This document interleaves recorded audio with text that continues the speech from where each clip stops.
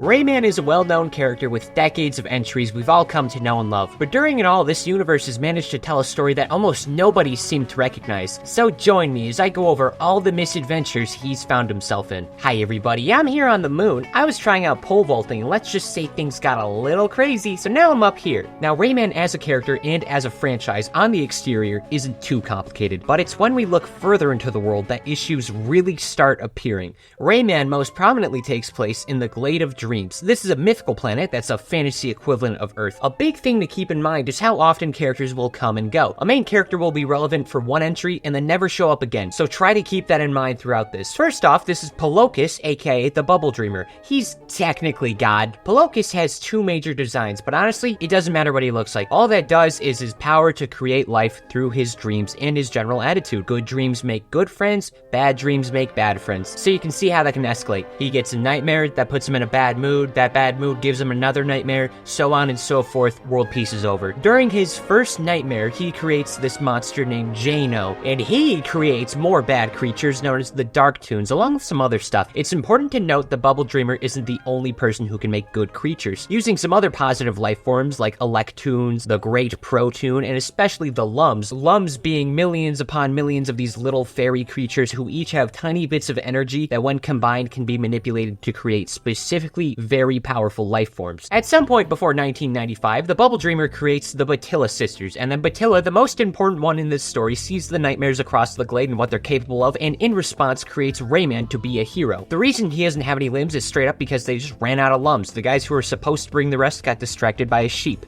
That's why he doesn't have knees. And the very first thing Rayman will do when born is do this to his mom, technically. This is a warning and a plot hole. Ironically, the game called Rayman Origins answers as many questions as it does create new ones. Before any of the games happened, Rayman was bald and lived with a girlfriend and or wife. I'm gonna say wife, that's funnier. Off screen, the people who can make life decided that not having elbows is pretty cool, so they mass-produced a couple more limbless people. Now, technically, this footage of Rayman being born isn't canon. It's from the original E3 trailer that didn't make it into the final game. Then Origins retcons this moment by confirming Rayman was not born with magic hair. Apparently he was bald before this. So I'm gonna do both. Rayman was born with magic hair, his wife made him go bald. Doesn't matter though. Eventually these little hair monsters bite into his scalp, and this time, not wanting to go bald again, Rayman divorces, and that's why he can fly with his cranium. Eventually, while wandering around the Glade of Dreams, he meets Glowbox. Before this he was red, and then he got stung by some mosquitoes. Now he's blue and friends with Rayman, so I'd say that's like a trade-off. And that brings us straight to September 1st, 1995, the very first Rayman game. Mr. Dark is a nightmare, and just because he captures the Electoons and the Great Protoon. This is a bad. The entire Glade population, knowing how problematic this is gonna go help Rayman however they can. This includes, like, I don't know, clapping for him when he passes their house.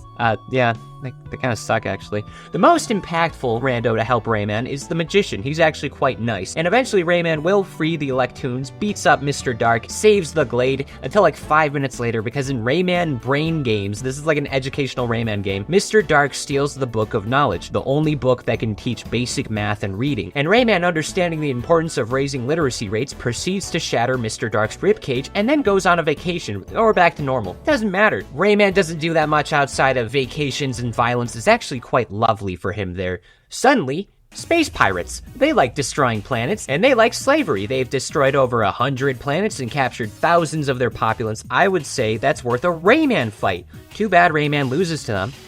He just loses. The Robo-Pirates, they're robots by the way, capture Rayman, capture some other folks, and shatter the heart of the planet. And because Rayman runs out of life energy, I guess, this makes him lose all of his powers. On October 29th, 1999, the Robot Pirates nearly win, but somehow they make the tremendous fumble of letting Rayman and Glowbox share prison cells, and Glowbox gives Rayman a silver lum that gives him just enough energy to escape. Rayman will fall out of the flying pirate airship and land in the Woods of Light, and he decides to find Lai the Fairy, who is supposedly the closest person who can actually help him out. Along the way, Rayman will stumble across a few of Glowbox's kids, which is concerning. This thing is a father. What's even worse is that these are 3. This is only a few. There's 650. How? Well, this is his wife. Her name's Glade.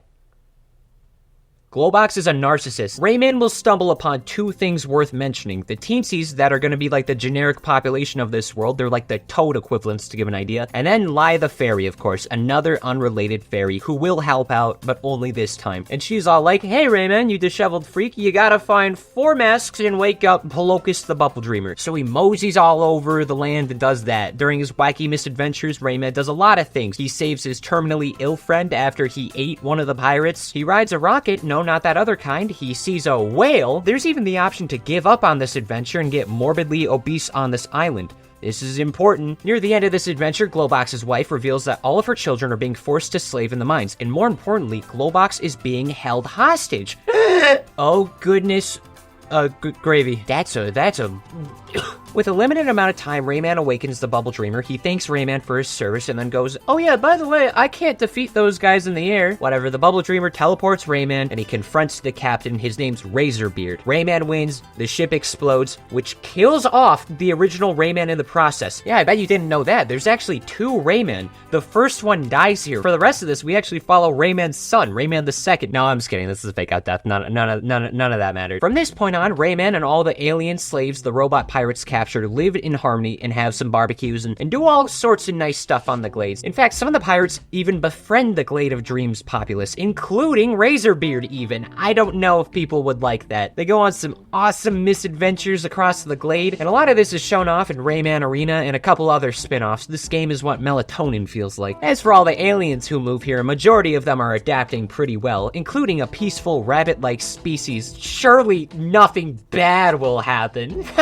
And also another guy named Rigatoni looks at the limbless savior and that one robot guy who enslaved hundreds of planets worth of people and decides to himself, hey, I'm gonna make him work at my circus. So somehow he captures Rayman to make him a circus slave, and then he has Razorbeard working for him, and this never goes wrong. Rayman will also meet a few folks at this circus who I would argue are victims of basically human trafficking. There's Betilla, Flips, Lacmac, and Cookie, and Rayman, using his 2nd grade reading and writing skills from the Brain Game adventure, manages to escape with everyone. All of them become fugitives. Rigatoni hires an inspector named Grub to find the gang and bring them back for more unpaid labor. I guess slavery is okay in the Glade of Dreams. First off, they go to a city and get into a car accident. Cookie gets a headache from that, and afterwards he's brought into an insane asylum. I am slowly understanding why Rayman would decide to be rich on an island. But after all their troubles, they finally find a real home, which happens to be directly on top of the inspector's house in order to avoid going back to the circus. I don't like the route this show takes. If there's any inspirations, it's really unfortunate. Luckily though, the gang will never get found out, or maybe the rest of them do. Not Rayman though. He goes back to Globox and shit. Rest of the gang, not so much. Slave labor at the circus, yahoo! January 20th, 2003, Rayman 3 Hoodlum Havoc, a single rotten little lum made out of evil energy named Andre exists. This is a problem. Using his negative energy, he manipulates himself with the positive energy of some red lums and creates a giant horde of hoodlums. And then he makes scarecrowish suits from the animals they attack. This little frog freak, Murphy, who I ignored in the 2nd game because I hate him, he belongs in a hydraulic press. He warns Rayman and Globox, but because Rayman's in the middle of a mean nappy poo, Globox rips off his friend's hands, hoping he can escape. This is the one time ripping off one of your friend's hands is only a minor inconvenience. Murphy flies Rayman out of danger. When they all reunite, they find out Andre is trying to turn all of the lums evil and basically rule over the Glade as flying piranhas. So then Globox eats Andre. Oh, okay. From this point on, Rayman needs to take Globox across the Glade to find specialists who can maybe remove Andre from his stomach and then, like, smash him with a mallet or something. I feel like this stomach acid would be doing stuff, but that's clearly not enough. The only way to tame Andre from ripping into Globox's vital organs is by forcing Globox to drink plum juice, since Andre loves plum juice. But that's a problem because Globox has a plum allergy. What are the odds? Along the way to the doctors, Rayman stumbles upon a species called the Naren, and one of them named Reflux challenges Rayman to a fight. He loses, says, I'm gonna get my rotten little revenge. Andre hears this from inside Globox, then when he gets removed, he flies over to Reflux for a final battle between the two of them. Reflux steals this magic staff from the Naren King called the Scepter of the Leptis, and this will give Andre the power to do an infinite sex and make a bazillion little hoodlum children. Unfortunately, Rayman says no to that action, unexists Reflux, and scares Andre so bad he turns into a red lum. This is when a funny reveal happens. If red lums get scared scared, they turn into a hoodlum. And then the same happens vice versa. Flashing back to the start of the game, we get this reveal that Rayman's hands are sentient, and they walked over to a Redlum when Rayman was sleeping and made scary shadow puppets that were so scary, they made Andre happen. Rayman's left hand was a better villain than Kang the Conqueror in the MCU. Hey, wait a second. At some point after this, we get the GBA sequel, Hoodlum's Revenge. Apparently, Andre is back and tries to clone Reflux to do more bad stuff. That's not good. Stop it. Okay, now it's time to talk about the buck teeth freaks. There's not an exact explanation as how the Rabbids managed to get to the Glade, or anywhere for that matter, but I have talked about Rabbids in the past if you want to hear more about them after this. Basically, the Rabbids are an extremely durable and formerly hyper-intelligent species that existed on planet Earth after the dinosaurs died before the Ice Age. Initially, the Rabbids were a peaceful bunch until some other species failed to treat others how they wanted to be treated, and because of that, the Rabbids shifted from some friendly friends to little demon hell spawns we know and love today. And we don't actually know what sort of species or group caused the Rabbids so much harm. That is, until now. Probably. This isn't exactly concrete, but I would argue all 7 people who legitimately care about the Rabbids timeline, I'm offering a new idea regarding the Rabbids being captured before Rayman 2. The Robo-Pirates captured aliens all across the universe. What's not to say they captured a lot of the Rabbids? I mean, it's not like the robots are gonna age. They can be pirates for thousands of years. So because of that, maybe the Rabbids learned from their abusers, and when finally released, they went off to do some revenge. It's important to note as well, since the Rabbids are virtually everywhere in this universe, it can simultaneously be true and not true. Some Rabbids could have been captured, and some could have just been also in the universe somewhere. And this is a goofy hypothetical. Please don't write essays and send me death threats over things that look like this. Now, all of this leads to the first Raving Rabbids game in November 19th, 2006. They learned from the scary robots that slavery is okay, so they capture a bunch of Glowbox's kids along with Rayman to participate in some death games. Rayman eventually escapes and decides to go back because the Glowbox kids are seemingly gonna be continuously tortured forever for the Rabbids' entertainment. We never see any of the kids again, by the way. I don't know how to explain this next part, but let's just say somewhere in like 2007, an interdimensional portal shows up in the Glade of Dreams. Because of it, the Glade of Dreams and Earth have portals to travel between them, and the consequences of this are disastrous. Now Rayman knows what a urinal is. And he sure doesn't have elbows, but he sure does have improper bathroom etiquette. It's only gonna get worse. Rayman's gonna do some things like sing Sex Bomb. He loves human culture. This is the tip of the iceberg. Oh man, he does some things. Oh, that means people from both worlds can hang out with each other. Surely nothing bad's gonna happen. Oh no! There's the Rabbids! In Raving Rabbids 2, Rayman finds out the Rabbids are invading and reclaiming Earth. That needs to be stopped. He sneaks right in and gets all the intel he needs, and at the end of the DS version of this game, only the DS version of this game, he shares how to beat the Rabbids, and the Rabbids finally lose after getting a parking ticket for their submarine on the White House lawn. And this entire disaster pisses off the Rabbids a lot, so on November 13th, 2008, Rabbids TV party happens. The Rabbids are manageable when it's like 1 or 2 of them. All of a sudden, 5, count them, 5 funny bunnies are trying to scalp Rayman. He's basically already dead. Fortunately, some lightning strikes the Rabbids and traps them in Rayman's TV. And that's all good until he realizes the TV's just being kind of annoying now because there's little monsters in them. So instead of taking it far away from his house or throwing it into the ocean or just doing a bunch of other things, I feel like there's a lot of solutions to this. Rayman just tries throwing it in a toilet and it breaks, and now the Rabbids are chasing Rayman. He's homeless now. While the Rabbids take over his franchise, Rayman probably does stuff like go golfing, bowl,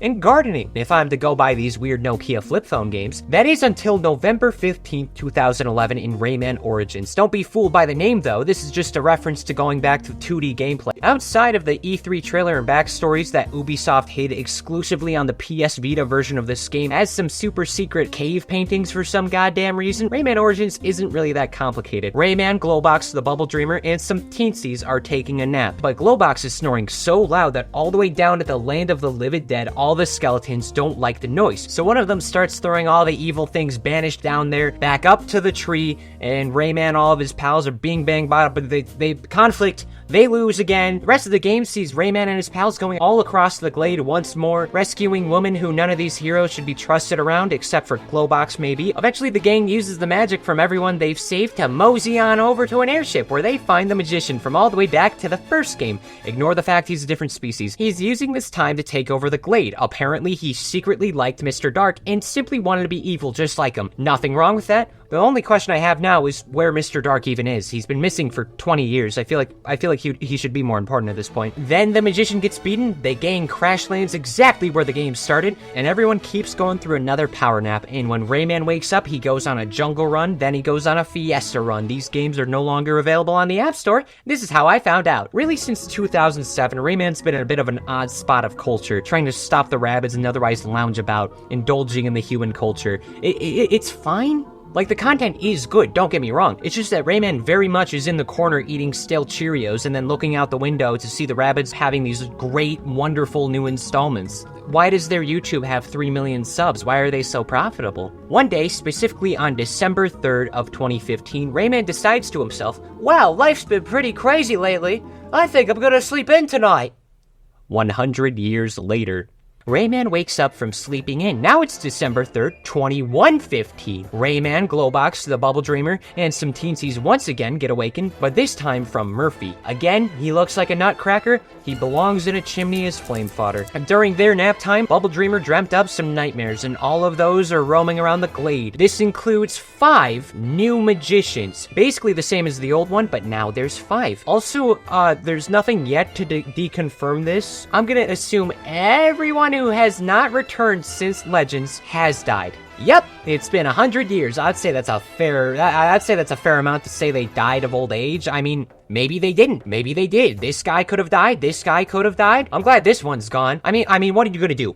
Say they didn't die? There's nothing to prove me wrong, and a century is a lot of years. Now, theoretically, these games could be in a different order. I could see you making that argument. Origins and Legends could be some of the first games, but that sounds hard to fix. I don't want to rewrite this video. I'm already all the way over here. Rest in peace, 80% of the Rayman characters. Glowbox abandoned his wife and kids to sleep in a tree with 2 blue guys and a scrimblow. Along the way on their quest, Rayman and co rescue some princesses like Barbara, who in the grand scheme of things, like, none of them are that important. The main thing to know is each of them exist as some royalty across the kingdoms of the Glade. Ultimately, the magicians are defeated once again. This time they go to space where they're tortured for all of eternity. "Hooray," said Rayman, "the evil is gone," and Glowbox, "I feel a song coming on. Why are you still here? Go back." The Rabbids are frolicking around the Glade now. This is shown throughout 2015 in Rayman Adventures. In this story, Rayman and Barbara get an egg of a creature called an Incredible. Somehow more nightmare Livid stone enemies are stealing them. Go get the Incredibles. This game's also delisted. Oh, banana bread nutmeg. I would say Rayman never gets to rest, but he's been asleep for roughly 93% of his existence. But don't worry about that.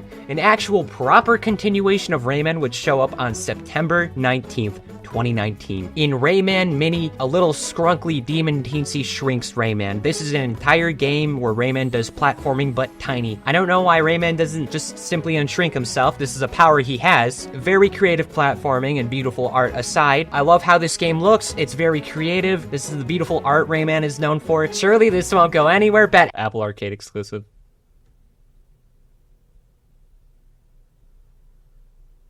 Why are you the way that you are? This is just a sad era for the guy. Not much love for the guy outside of an appearance in Brawlhalla and a couple of cameos in Smash Bros. He deserves better. I'm tired of pretending he doesn't. We're at a good spot though. In 2023, Mario and Rabbids had their own crossovers, Kingdom Battle and Sparks of Hope, and as a DLC pack for the latter, they added him into the game with his own campaign. First, I should explain why exactly Rayman could even be there. At the start of the first game, the Rabbids use a time-traveling washing machine. I'm not even gonna go into detail, just watch this one, to raid the lab of a genius inventor named Cassidy Vale. In their antics, they accidentally create a wormhole into the Mario universe, but I wouldn't say it's the main one we know and love, because if that was the case, they would be everywhere in the Mario universe. Instead, treat this like a non-canon Mario dimension the Rabbids accidentally created just so it could be destroyed by them. If it's canon to either of these franchises, it's more canon to the Rayman Rabbids side, whereas Mario's End is like a pocket dimension meant specifically for the Rabbids. In the first game, there are 2 bosses that are worth noting, those being the Megabug and the Phantom. Both of them were beaten by Mario and his gang, with the Megabug being split off and set across the universe, while the Phantom claims that in the first game he was being controlled by the Megabug, and allegedly turned a new leaf trying to make a name of himself in space. Rayman gets invited to the Phantom Space Opera Network, where they produce a bunch of shows for everyone to watch. Don't ask how Rayman got into space, I couldn't tell you. Maybe he just flew up there. He doesn't have a neck, therefore he probably doesn't have lungs. I'd believe it. 2 good Rabbids show up, Rabbid Mario and Rabbid Peach. At first, he's horrified for valid reasons, but then he finds out they're pretty cool. The Phantom then shows up and asks the team to help him boost the ratings of the network. So they all waddle on out and about, do the thing. Rayman has a revelation that not all Rabbids are bad. The Rabbids are actually pretty nice in space. It's just that he happens to interact with exclusively the ones who like assault and world domination and like torture and, you know, world hunger and all that stuff. Eventually though, the Phantom shows his true colors, calls Rayman a dry-lipped hoe with no future. Rayman and pals curb stomp him in front of the millions of people the ratings have gotten, and in the end, all the new friends part ways. The Rabbids go back to Mario Land, and Rayman decides to stay at the Space Opera Network to help out. They all exchange gifts, and that's where he is currently, with a good future in space. He's gonna do a lot of great things for the network. I'm glad Rayman's finally found himself being happy on a TV. Or should I say, this version of Rayman. Multiverse. And now it's 1992. In a separate continuity, we got the Netflix show Captain Lazerhawk. Now, on one hand, you could make the argument that all this is the same continuity, but I really don't believe that's a good idea. Captain Lazerhawk is an alternate universe where every Ubisoft franchise coexists in a dystopian United States where a company called Eden has taken over as a corrupt government. Some characters in Ubisoft franchises that are represented here include Sam Fisher from Splinter Cell doing what he normally does, and Assassin's Creed has a member of the Assassin Brotherhood named Bullfrog repping them. Bullfrog is not a human, he is an animal fusion called a hybrid. Don't quote me on this, I think they're from Beyond Good and Evil, which is a franchise that is also in here. And then there's alien refugees from this place called Dimension X. Rayman is counted as a refugee from here. A lot of hybrids and aliens are hated because of their existence. The United States before Eden brought in a ton of refugees from Dimension X when a bunch of giant kaijus invaded and unalived a bunch of people. This is a universe where the Rabbids win. They're a huge problem that even shows up in Eden, but luckily the Rainbow Six Siege Power Rangers exist. Okay. For the sake of convincing you to check out this show, I'm gonna exclusively talk about Rayman and anything he specifically does, because I thought the show was pretty fun. I would really recommend it. Rayman is Jimmy Fallon. Shortly after becoming a refugee, he pursued college under a scholarship only to find himself unable to find work because he's an icky alien. Then when Eden took over, they made him the main personality for them. So now he hosts a whole lot of things, like the news. If you've ever watched The Hunger Games, he's very much like Flickerman as a corrupt TV host, which is a trope I like. I wish a lot more things did this.